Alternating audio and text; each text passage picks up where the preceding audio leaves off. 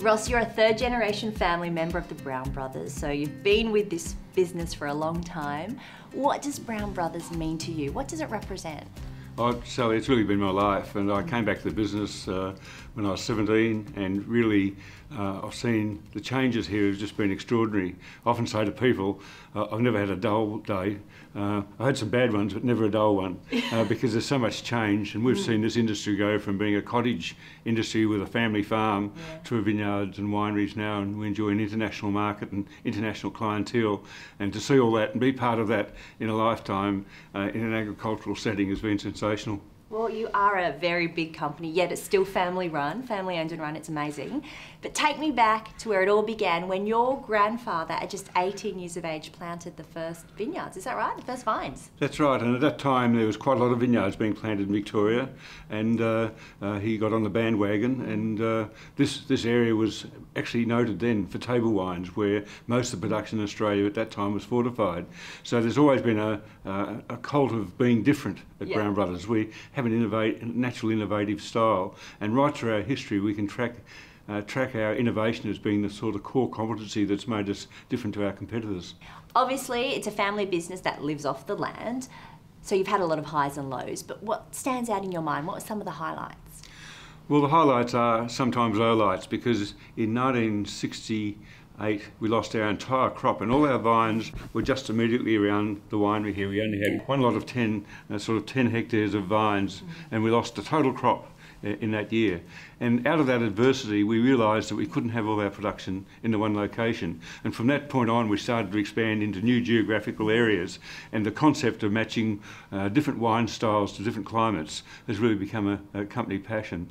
And we realise now that you can't grow all the wines you'd like to make in one location. Right. Some have got to be high and cool, some have to be warm, some have to be as far south as Tasmania. Now, the current Halliday Companion has a whole bunch of Brown Brothers wines. What are some of the standouts for you? The Patricia range is our hallmark. It's our umbrella for doing the best of the best we can possibly do. And we go to all sorts of extraordinary lengths to pull fruit off the vine, to concentrate the flavours, to get the fruit from the right soils, and all that comes together under the Patricia banner. And every year James gives them very, very high scores, and that sort of is great when you've got somebody putting this work in, and then it gets acknowledged, and acknowledged by somebody like James, who is so revered across the country, is just fantastic. And even though you do have this incredible premium range, there really is something at Brown Brothers for every palate, isn't there? Well, we do have something very unusual here. We have a miniature winery called the Kindergarten, and the Kindergarten was built to celebrate our 100th year in 1989, and in the Kindergarten we really push the envelope. We allow our winemakers to really challenge any preconceived ideas, and this has allowed Brown Brothers often to be first to market with new and different wines, because we're actually really pushing the boundaries. And we've been the first to market with Pinot Grigio, we've been first to market with things like Sienna and Moscato, and more recently Prosecco. So this concept of having a miniature winery for trial and development, and bringing wines through to the market early and then testing them at cellar door, has become really one of our art forms. Well, you do have a lot of wine, and in this room in particular, where are we? This is obviously a cellar, but there's some really old bottles, isn't there? Well, there's two stories here. After we had that dreadful frost in the vineyard, there was nothing for our staff to do. So my dad said, he went and bought a brick-making machine and built this underground cellar, because he always wanted to have a cellar. So all these bricks here were handmade on the property, and out of that year of adversity, this cellar was built. But it's really our library, and down here we've really got a couple of bottles at least of almost every wine we've produced. Yeah, wow, including this one, the Patricia. Well, the Patricia, a very well-known Brown Brothers wine. Well, the Patricia is our top of the tree for us, and this is a wine that we've really put an enormous amount of effort into, and we've been producing it now under the Patricia label since the year 2000. And who is Patricia? Patricia was my mum.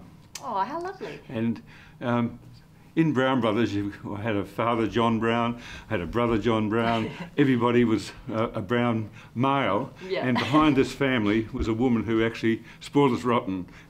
She was just one of those gorgeous women who worked and worked and worked, and really never had a day in the sunshine.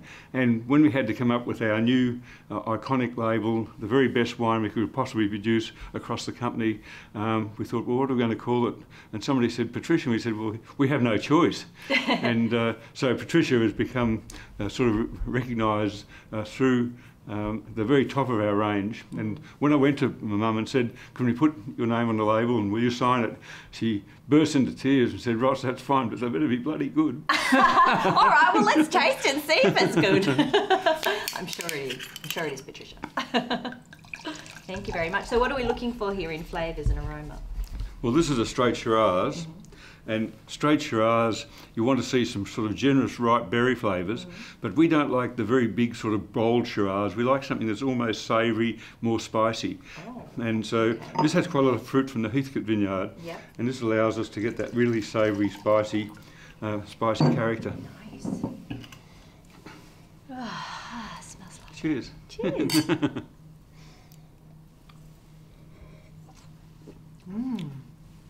Oh yeah.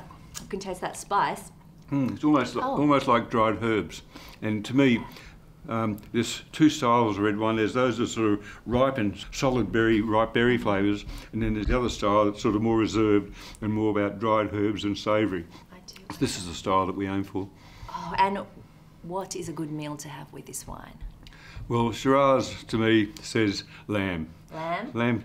Beautiful racks of lamb. Oh, you're making me really hungry. I think rosemary sort of comes to mind, those sort of rosemary flavours, and you've got that bit of herb character coming out of the rosemary that sort of really pulls the flavours together. That is delicious. I think it's time for lunch then. What do you reckon? That's Lamb? right.